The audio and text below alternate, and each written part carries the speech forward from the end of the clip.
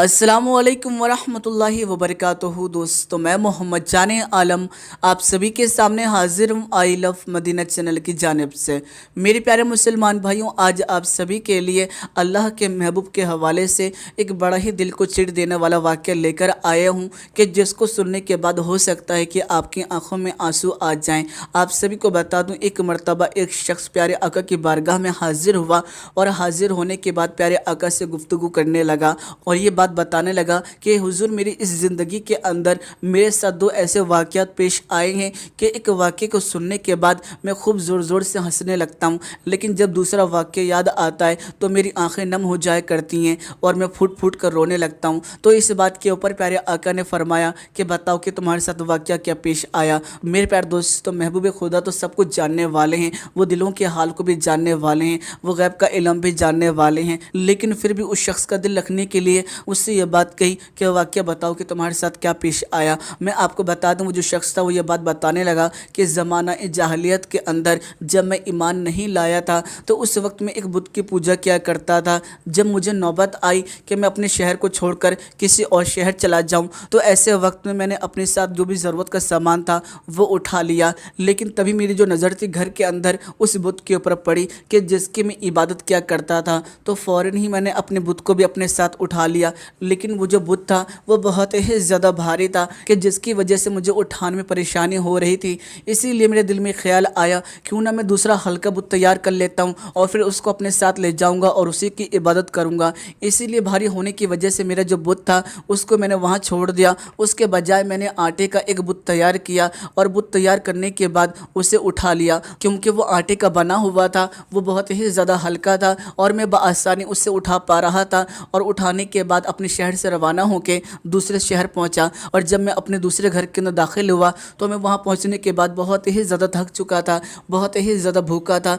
ऐसे वक्त में मेरे पास कुछ भी खाने पीने का सामान मौजूद नहीं था, तो मेरे दिल में ख्याल आया क्यों ना मैं अपने इस आटे वाले बुत से रोटी बना लूँ, कभी तो मेरे ये काम आ जाए। और यही सोचते हुए मैंने आटे के बुत को तोड़कर उसे गोंदा और गोंदने के बाद उसकी रोटी बना ली और खा ली। मुझे जब भी आज वो वाक़या याद आता है तो मैं बहुत ही ज़्यादा मुस्कुराने लगता हूँ। और जब प्यारे आका ने इस वाक़े को सुना तो आप भी मुस्कुराने लगे। लेकिन उसके बाद वो जो शख्स था वो ये बात कहने लगा कि प्यारे आका, लेकिन जब मुझे दूसरा वाक़या याद आता है तो मैं बहुत ही ज़्यादा रंजीदा हो जाता हूँ, मैं बहुत ही ज़्यादा गमगीन हो जाता हूँ और मेरी आंखों से आंसू जारी हो जाते हैं, हत्ता कि मैं इस कदर तड़पने लगता हूँ कि मैं जिसको बयान नहीं कर सकता हूँ। तो इस बात के ऊपर प्यारे आका ने फरमाया कि बताओ कि तुम्हारे साथ दूसरा वाक़या क्या पेश आया। तो वो जो शख्स था वो ये बात बताने लगा कि दरअसल बात ये थी कि मुझे किसी काम के तहत शहर जाना था और जब मैं शहर जाने के लिए रवाना हुआ तो उस वक्त मेरी जो बीवी थी वो हामिला थी, यानी पेट से थी। और इसी चीज़ को देखते हुए कि मैं कुछ वक्त के बाद लौट आऊँगा, मैं बाहर शहर चला गया। लेकिन वहाँ कुछ अरसा गुजर गया और कुछ अरसा गुजरने के बाद जब मैं अपने घर वापस लौटा तो मैंने अपने आंगन में एक मासूम सी बच्ची को खेलता हुआ पाया जो कि बहुत ही प्यारी लग रही थी। तो मैंने फ़ौरन ही अपनी बीवी को बुलाया और उससे ये बात पूछी कि ये जो बच्ची है किसकी बच्ची है। तो माँ जो थी वो फ़ौरन ही डर की ये बात कहने लगी कि ये आपकी ही बेटी है, आपकी ही शहज़ादी है। मेरे प्यारे दोस्तों, उस वक्त अरब का जो रिवाज था वो ये था कि बेटी की पैदाइश होते ही उसे कब्र के अंदर दफना दिया जाता था। इतना ज़्यादा जुल्म किया जाता था बेटियों के ऊपर। आप सभी को बता दूं, जैसे ही बेटी ने बाप को देखा फ़ौरन ही अपने बाप के पास आई और अपने बाप से आकर सीने से लिपट गई। जब बाप ने इतनी ज़्यादा मोहब्बत देखी बेटी के दिल के अंदर तो उसका दिल पिघल गया और उसके दिल के अंदर जो ख्याल आ रहा था उसने अपने ख्याल को तर्क कर दिया और तर्क करने के बाद अपने बेटी की परवरिश करने लगा। लेकिन हम सभी जानते हैं कि वो ज़माना जाहिलियत का दौर था। बेटी जो थी वो बड़ी होने लगी, लेकिन समाज वाले जो लोग थे, जो कबीले के लोग थे, वो उस शख्स को ताने देने लगे कि तुम्हारे घर के अंदर बेटी मौजूद है और तुमने उसे अब तक दफन नहीं किया। तो ये चीज़ जब उस शख्स को बार बार बताई गई तो उसके दिमाग के अंदर भी ये बात बैठ गई कि मैं कैसे भी करके अपनी बेटी को जाकर दफन कर दूंगा। तो फिर वो जो शख्स था वो अपने घर गया और घर में जाने के बाद अपनी बीवी से ये बात कहने लगा कि जाकर बेटी को तैयार करो और उसको ये बात मत बताना कि मैं उसे कहाँ पर लेके जा रहा हूँ। अगर वो ज़िद करके पूछे तो उससे ये बात कहना कि मैं उसे फला कबीले की तरफ ले जा रहा हूँ, वहाँ पर किसी की शादी है। यानी कहने का मतलब यह है कि मैं उसे दावत में ले जा रहा हूँ।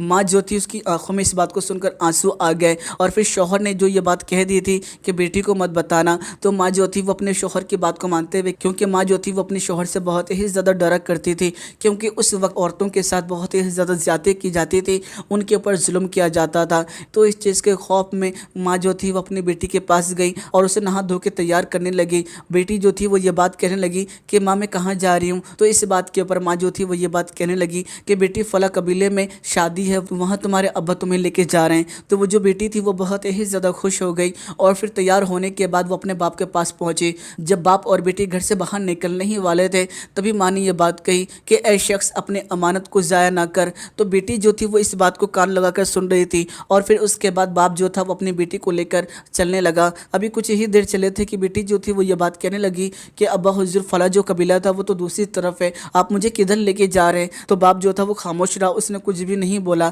क्योंकि उसका दिल पत्थर हो चुका था। तो फिर बेटी जो थी चलते चलते थोड़ा थक गई। जब बेटी चलते चलते थक गई तो बाप ने उसे गोद में ले लिया और उसके बाद चलने लगा। अभी कुछ ही देर चले थे कि बेटी जो थी वो ये बात कहने लगी कि अब्बा हुजूर आप थक गए होंगे, ऐसा कीजिए आप मुझे उतार दीजिए, मैं नहीं चाहती हूँ कि आपको तकलीफ़ हो। तो इतनी मीठी बातें सुनने के बावजूद बाप जो था उसका दिल इतना ज़्यादा पत्थर हो चुका था कि वो पिघलने का नाम नहीं ले रहा था। हत्ता कि बेटी जो थी वो अपने बाप से प्यार का इजहार कर रही थी, मोहब्बत की नज़र से देख रही थी, लेकिन फिर भी बाप का जो दिल था वो नहीं पिघला। आखिरकार वो जगह आ ही गई जहाँ पर उस लड़की को दफनाना था। इस चीज़ को लेकर बाप जो था वहाँ पर गड्ढा खोदने लगा। जब बेटी ने अपने बाप की यह हालत देखी कि मेरा जो बाप है वो गड्ढा खोद रहा है और उसको पसीना आ रहा है, तो उसने अपने ही कपड़े से अपने बाप का पसीना जो था उसको साफ़ किया। लेकिन वो कैसा बाप था कि उस वक्त भी उसको रहम ना आया और वो गड्ढा खोदता रहा। जब बेटी ने इस चीज़ को देखा कि बाप जो है वो थक रहा है तो बेटी जो थी वो भी साथ में गड्ढा खोदने लगी। बेटी इस बात से अनजान थी कि आगे क्या होने वाला है। वो तो समझ रही थी कि मेरा जो बाप है वो कोई काम कर रहा है और इसीलिए बेटी जो थी वो अपने बाप का साथ दे रही थी, खुद ही अपने कब्र को तैयार कर रही थी। उसे क्या मालूम था कि इस कब्र के अंदर मुझे ही ढकेल दिया जाएगा। मैं आप सभी को बता दूं, जब बाप ने कब्र को खोद दिया तो उसके बाद उसने बेटी को उठाकर उसी कब्र के अंदर फेंक दिया और उसके ऊपर रेत डालने लगा। बेटी जो थी वो अब ये बात समझ चुकी थी कि मेरा जो बाप है वो मुझे अब गर्क कर देगा, मुझे दफना देगा। और इसी बात के ऊपर वो अपने बाप से ये बात कहने लगी, क्या अब्बा हुजूर आप भी बाकी लोगों की तरह ही अपनी बेटियों के ऊपर जुल्म करेंगे, अपनी बेटी को इस तरह कब्र के अंदर दफना देंगे? लेकिन बाप के दिल के अंदर ज़रा भी हया ना थी, ज़रा भी शर्म ना थी, ज़रा भी दर्द ना था, ज़रा भी मोहब्बत ना थी और वो अपनी बेटी को ढांपता जाता। थोड़ी बहुत जो रेत थी वो उस बाप के दाढ़ी के ऊपर आकर लग गई थी। जब बेटी ने इस चीज़ को देखा कि बाप की दाढ़ी के ऊपर थोड़ा सा रेत आ गया है तो उसने अपने नन्हे हाथों से अपने बाप की जो दाढ़ी थी उसके ऊपर से जो रेत थी उसको हटा दिया। लेकिन फिर भी अब तक बाप जो था वो नहीं पिघला। बेटी का आधा से ज़्यादा जिस्म जो था वो दफन हो चुका था। और फिर बेटी ने आखिरी वक्त में ये बात कही, क्या अब्बा हुजूर आपको माँ की वो बात याद नहीं कि माँ ने ये बात कही थी कि अपनी अमानत को ज़ाया ना करना? मेरे प्यारे दोस्तों, बाप ने इस बात को भी ना सुना। वह अंधा हो चुका था, वो बहरा हो चुका था और फिर उसने अपनी बेटी के ऊपर रेत जो था उसे मुकम्मल डाल दिया। और जैसे ही रेत डाली अपनी बेटी के ऊपर,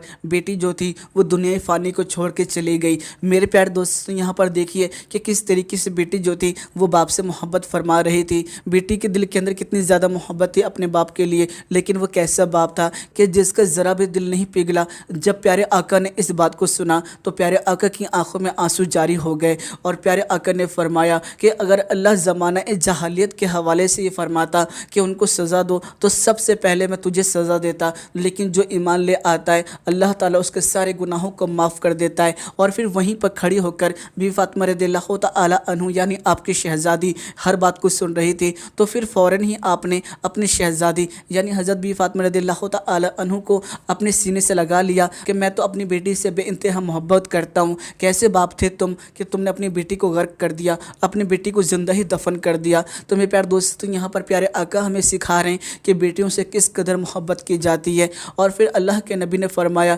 कि जिसने अपनी बेटी की परवरिश की उसने जहन्नुम के रास्ते पर एक रुक लगा दी। और अगर किसी बाप ने किसी लड़की को, यानी कहने का मतलब यह है कि यहाँ पर सिर्फ बेटी की बात नहीं हो रही है, यहाँ पर बात हो रही है कि किसी भी लड़की की परवरिश की हो, चाहे वो यतीम ही क्यों ना हो, अगर उसकी परवरिश की हो तो वो जो लड़की होगी वो उसे जहन्नुम में जाने से रोक लेगी और अल्लाह से अर्ज़ करके अपने साथ जन्नत में ले जाएगी। तो मेरे प्यारे दोस्तों, ये मुकाम अल्लाह ने बेटियों को अता किया है। और आप सभी को बता दूं, ज़माने जहलियत के अंदर इतना ज़्यादा जुल्म किया जाता था औरतों के ऊपर, इतना बदतर समझा जाता था कि जिसको हम तसव्वुर भी नहीं कर सकते हैं। अल्लाह ने बेटी का मुकाम भी बहुत ही ज़्यादा बुलंद कर दिया और यहाँ तक कि माँ का जो मुकाम था उसे आला तरीन कर दिया, यानी माँ के कदमों के नीचे ही जन्नत को डाल दी। जहाँ जहाँ माँ चलती है माँ के कदमों के नीचे जन्नत चलती है। تو یہ ہے مقام ماں کا کہ جس کو سمجھنا ناممکن ہے۔ اور میں آپ کو بتا دوں، عورتوں کے لیے سب سے پہلے حقوق کی بات اگر کسی نے کی تھی تو وہ ذات کوئی اور نہیں، ہمارے پیارے آقا حضرت محمد مصطفیٰ صلی اللہ تعالیٰ علیہ وسلم کی تھی۔